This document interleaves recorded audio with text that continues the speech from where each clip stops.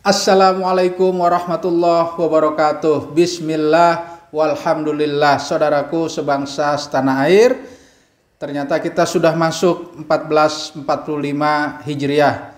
Setiap kali kita memasuki bulan Muharram, kita akan diingatkan dengan sebuah sunnatullah di muka bumi ini. Pada bagian pertama ini, kita akan berbicara bagaimana sejarah para nabi terdahulu yang banyak mendapatkan pertolongan dari Allah Subhanahu wa Ta'ala, yang nanti kita akan banyak sekali mengambil hikmah-hikmah yang besar dalam kehidupan kita.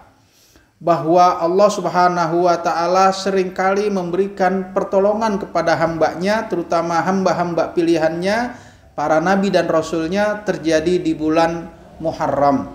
Nabi Adam diterima taubatnya bulan Muharram. Nabi Yunus keluar dari perut ikan. Nabi Nuh selamat dari banjir. Nabi Musa selamat dari kejaran Fir'aun. Nabi Ibrahim selamat dari kobaran api. Nabi Isa selamat dari penyaliban, dikejar-kejar. Kemudian Nabi Yusuf selamat dari sumur. Kemudian juga Nabi Yusuf dipenjara selama 7 tahun. Juga keluarnya bulan Muharram. Kemudian Nabi Ayub sembuh dari penyakit kulitnya, juga sama di bulan Muharram. Kemudian Nabi Yakub sembuh dari kebutaannya, dan banyak sekali berbagai macam pertolongan-pertolongan yang Allah berikan kepada hamba-hamba pilihannya. Cukup sampai di situ saja kita bisa banyak mengambil kesimpulan. Yang pertama, saudaraku sebangsa setanah air, bahwa ternyata Allah telah menentukan sunnatullahnya di muka bumi ini. Apabila suatu kaum, suatu bangsa, suatu masyarakat terjadi kerusakan, Allah tidak tinggal diam, mengutus hamba pilihannya yang mampu melihat kerusakan tersebut dan bisa memperbaikinya.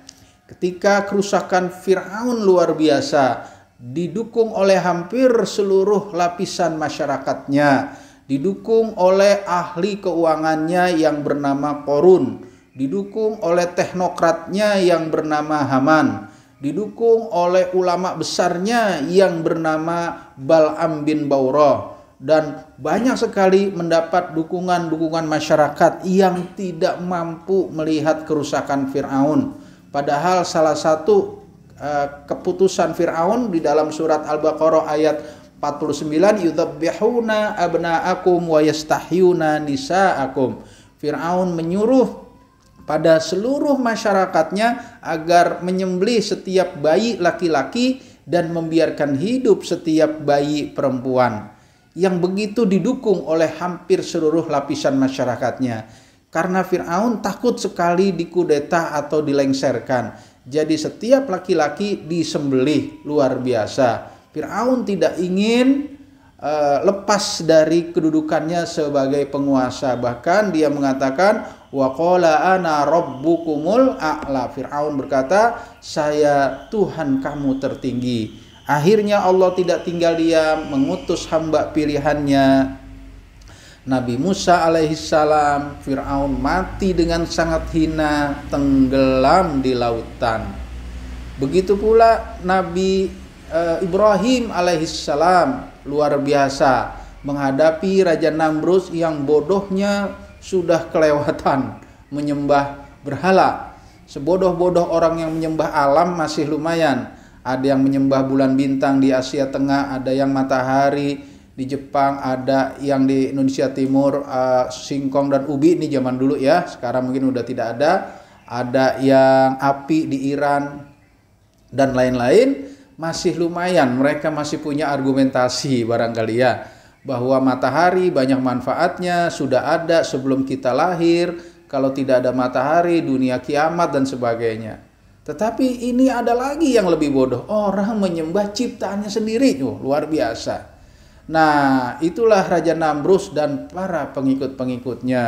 Akhirnya Allah tidak tinggal diam, mengutus hamba pilihannya Nabi Ibrahim alaihissalam. Begitu pula kerusakan di zaman pertengahan, zaman Yunani Romawi, zaman dulu luar biasa. Ya, budaya-budaya materialisme, budaya-budaya hedonisme dan sebagainya yang menjadikan hawa nafsunya sebagai Tuhan, sehingga terjadi berbagai macam kekerasan-kekerasan, perbudakan dan sebagainya. Sehingga Nabi Isa mengajarkan kepada umatnya cinta dan kasih. Kenapa? Karena masyarakat yang dihadapi luar biasa ganasnya. Nah, dari itu semua kita ambil kesimpulan yang pertama ini adalah Allah menciptakan sunnatullah yang namanya istibdalul ajyal, peralihan generasi. Allah berfirman di dalam surat At-Taubah ayat 38 dan 39, Ya ayyuhallazina amanu ma lakum idza qila lakum munfiru fi sabilillahi tsaqaltum ilal ard araditum bil hayatid dunya minal akhirah fama mata'ul hayatid dunya fil akhirati illa qalil illa tanfiru yu'adzibkum adzaban alima wa yastabdil qauma ghairakum. Wahai orang beriman, mengapa kok jika dikatakan kepada kamu, yuk sama-sama kita semangat serius berjuang di jalan Allah, ada di antara kamu yang merasa keberatan? Apakah kamu rela menukarkan kehidupan dunia dengan kehidupan akhirat? Ketahuilah, sesungguhnya kehidupan dunia ini sangat sedikit jika dibandingkan dengan kehidupan akhirat. Jika kamu tidak mau berangkat di jalan Allah, maka Allah akan menyiksa kamu dengan siksa yang pedih, dan wa yastabdil qauman ghairakum. Allah akan mengganti dengan generasi lain yang bukan model kamu lagi. Nah, itu yang disebut istibdalul ajyal, penggantian generasi. Sebuah sunnatullah yang akan berlaku di muka bumi ini sepanjang sejarah dan sudah dibuktikan oleh Allah berkali-kali di dalam pentas sejarah kehidupan manusia. Maka pada bagian pertama ini, sunnatullah ini kita sikapi satu saja hari ini, yaitu sikap optimis. Jadi hikmah Muharram kita ambil bagian pertama ini adalah sikap optimis dalam menghadapi situasi dan kondisi bagaimanapun. Harus tetap optimis, tidak boleh pesimis, tidak boleh putus asa. Kenapa? Karena pertolongan Allah itu selalu ada, yang biasanya datangnya saat-saat kepepet, saat-saat kritis, saat-saat genting. Saat-saat itulah datangnya pertolongan Allah Subhanahu wa ta'ala. Ketika Ibrahim sudah kepepet mau dilempar ke dalam api, Allah menolong. Ya naru kuni bardan wa salaman ala Ibrahim. Wahai api, dingin kamu, selamatkan Ibrahim. Ketika Nabi Musa sudah kepepet, di depan ada lautan, di belakang dikejar pasukan Fir'aun, Allah tidak tinggal diam. Idrib bi'asokal bahar, pukul wahai Musa lautan itu dengan tongkatmu.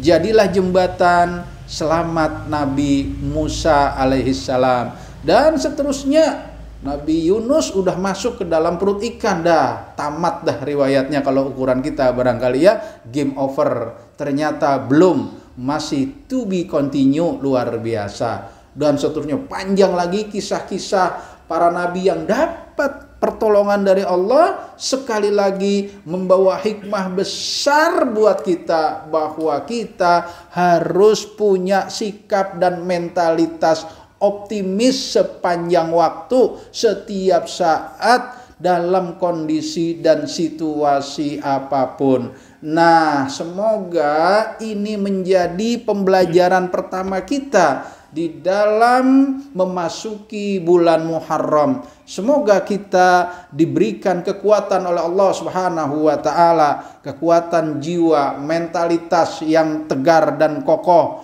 sikap yang senantiasa penuh harapan, cita-cita kita, masa depan kita dengan penuh optimis, sehingga peristiwa Muharram yang selalu kita lewati ini jangan sia-sia begitu saja. Yuk sama-sama kita jadikan tahun ini 1445 Hijriah kebangkitan jiwa kita, diri kita, mentalitas kita, sikap kita untuk menatap masa depan dengan lebih baik lagi, penuh sikap optimis.